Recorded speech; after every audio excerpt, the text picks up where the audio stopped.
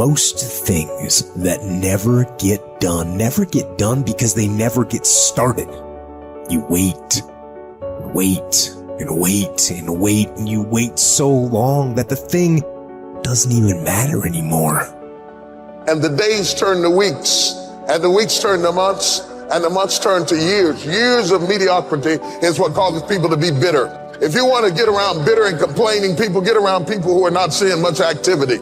They're bitter, they're complaining, they're cynical, and they're jealous because nothing is happening, because nothing is going on in their life. And if you want to stop that from happening to you, wake up in the bed and know what you're going after. Get up out of the bed with an agenda. When you have an agenda, you don't spend time worried about how you feel, because it doesn't make any difference how you feel. You woke up with something to do. If you would like to discipline yourself, which is a very good idea, pick a direction you want to go first. Pick a goal you would like to attain, a long, medium to long-term goal. You might imagine something you need and want, some attainment that would motivate, whose pursuit would motivate you. And you can ask yourself that. It's a good question to ask yourself in general. If you could have what you needed and wanted, what would that be? And that's a meditative question.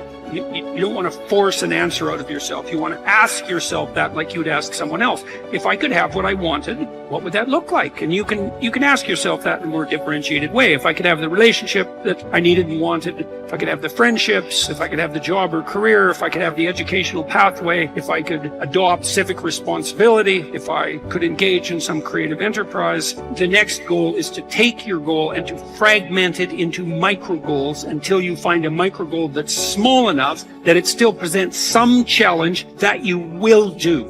Stop waiting for something to move you and move yourself. Every day, move yourself. In the morning, move yourself. In the afternoon, move yourself. At night, move yourself. Be very intentional and very deliberate about moving yourself. Through the inspiration of desperation, you'll become more creative than ever before. Throw your whole self into it. See, most people go at it tentatively. They don't give all their stuff. They don't concentrate. And if you don't have what you want, stop telling yourself the story because you don't have the money, you don't have the time. That's bullshit. It's because you haven't committed yourself where you would burn your boats. If you want to take the fucking island, burn your fucking boats, and you will take the island, because people, when they're going to either die or succeed, tend to succeed. Stand up for your dreams. Stand up for what you want in your life. Decide that your life is so meaningful to you, that you love you and you love life so much that you're going to stand up for something you want. You don't want to be a spectator. You want to get out in the field where the action is, and you will be amazed. After the struggle, there will be a calm period, and things will begin to click for you. Come out here with what you got. You don't have enough money? Don't worry about it. You got the dream. You must be patient, persistent, and positive no matter what. But aren't there some guarantees you can give us? Yes. You're going to die. You can't get out of life alive. So I'm saying to you, you got 6 months to live. Live your life now. Live your dreams now. Start acting like this is your last day on the planet.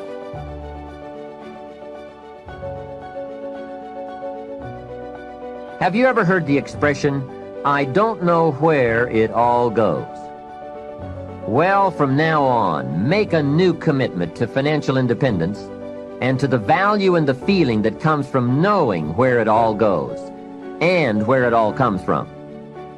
It is just one of those important disciplines that cause you to prove to yourself that you are on a new road, walking in a new direction, becoming a new person, and arriving at a new destination.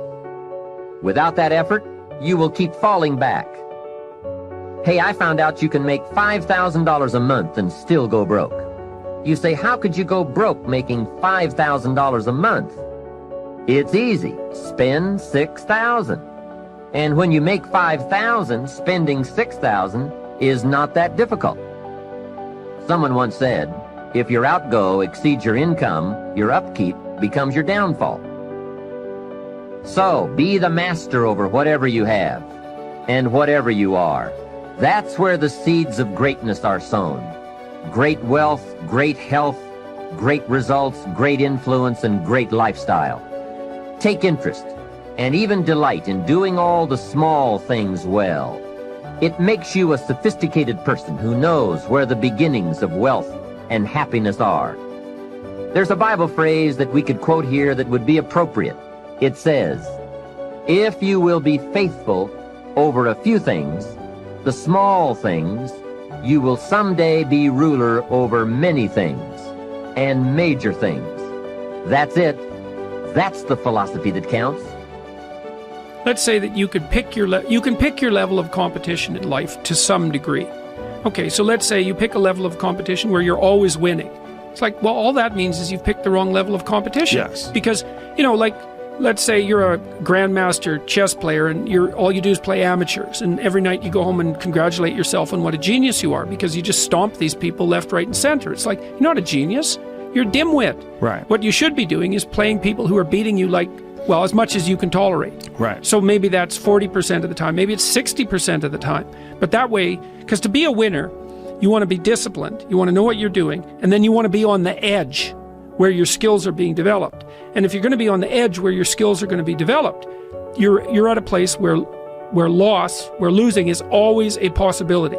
Because otherwise you're not pushing yourself beyond your current capacity. And so one of the things that I've outlined in 12 Rules for Life is a theory of meaning. Because meaning, as far as I'm concerned, the sense of meaningful engagement is the antidote to malevolence and suffering, essentially. Because you want to have a life that's so engaging that you think, despite the fact that I'm limited and that we're mortal and that life is tragedy and there's evil in the world, despite all that, this is worth doing.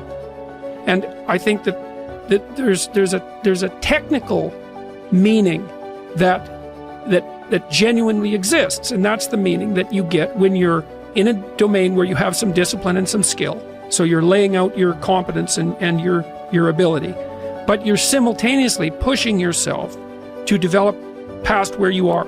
That's really engrossing. And what that is doing is expanding your competence. And so life is suffering and betrayal in many senses of the word.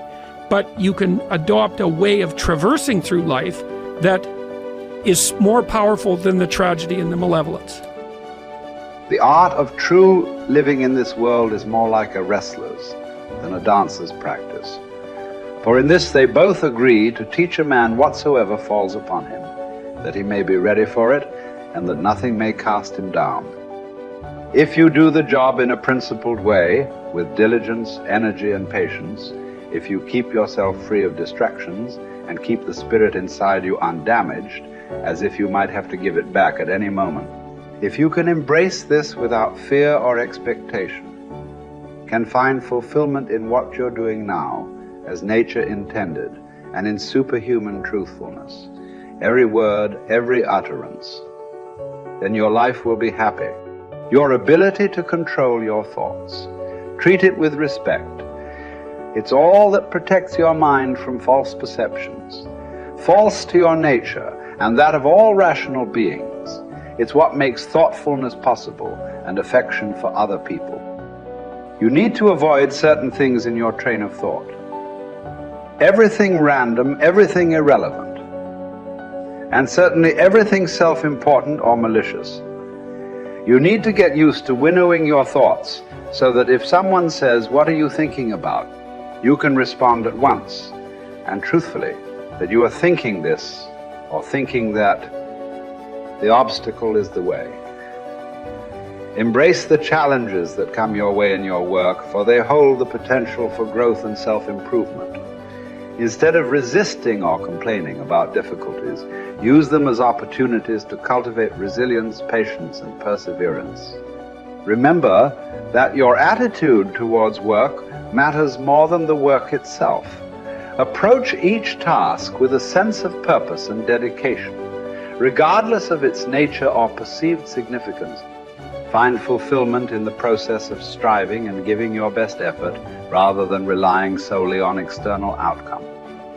Think of your many years of procrastination.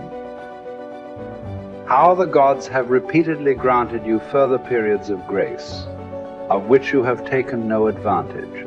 It is time now to realize the nature of the universe to which you belong, and of that controlling power whose offspring you are, and to understand that your time has a limit set to it. Use it then to advance your enlightenment, or it will be gone, and never in your power again.